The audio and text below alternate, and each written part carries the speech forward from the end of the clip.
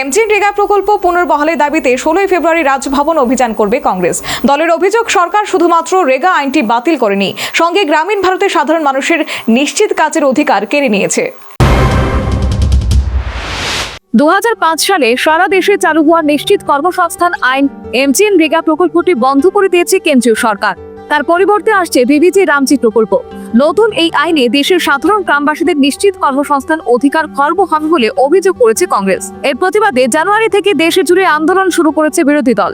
এরই অঙ্গ হিসেবে আগামী 16 ফেব্রুয়ারি রাজ্যে রাজভবন অভিযান করবে কংগ্রেস। রবিবার আগরতলা কংগ্রেস ভবনে সাংগঠনিক বৈঠকের পর প্রদেশ কংগ্রেস সভাপতি আশিস কুমার সাহা জানান, আন্দোলন কর্মসূচি নিয়ে দলের তৃণমূল স্তর পর্যন্ত নেতৃত্বদের সঙ্গে বৈঠক হয়েছে। আগামী 16 ফেব্রুয়ারি রাজভবন অভিযানে সারা রাজ্য থেকে পঞ্চায়েত প্রধান স্তর পর্যন্ত কংগ্রেস নেতৃত্বরা অংশগ্রহণ করবেন। সিদ্ধান্ত গ্রহণ করেছি আগামী 16 ফেব্রুয়ারি রাজ্যপালের যে রাজভবন আমরা অভিযান করব, রাজ্যপালের কাছে স্মারকলিপি প্রদান করব, মনরেগাকে পুনর্বহাল করার দাবির সপক্ষে।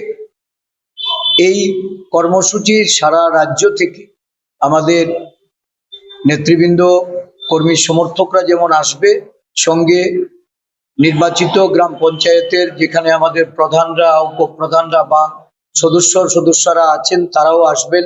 মনরেগার যারা কাজের সঙ্গে যুক্ত, এদের একটা অংশকে আমরা এই কর্মসূচিতে অংশগ্রহণ করাবো।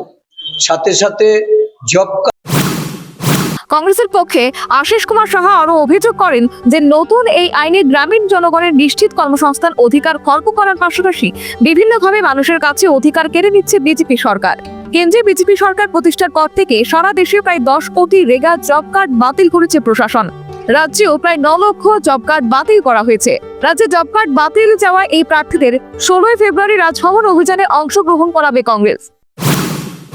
এই সরকার কেন্দ্রে ক্ষমতাসীন হওয়ার পর সারা দেশে 10 কোটি জব কার্ড তারা বাতিল করেছে।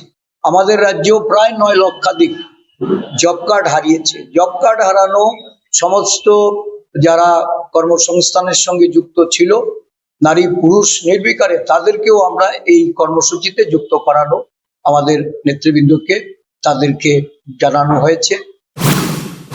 বিরোধী দল কংগ্রেসের সরাসরি অভিযোগ, এমজিএনরেগা প্রকল্পটি বন্ধ করে দিয়ে কেন্দ্রীয় সরকার সরাসরিভাবে গ্রামীণ অর্থনীতিতে আঘাত আনছে, যার ফলে বিশেষভাবে ক্ষতিগ্রস্ত হবেন দরিদ্র প্রান্তিক শ্রেণীর মানুষের পাশাপাশি কোটি কোটি মহিলা ও তপশিলি জাতি ও উপজাতি সম্প্রদায়ের সাধারণ নাগরিক। Bureau report, news vanguard.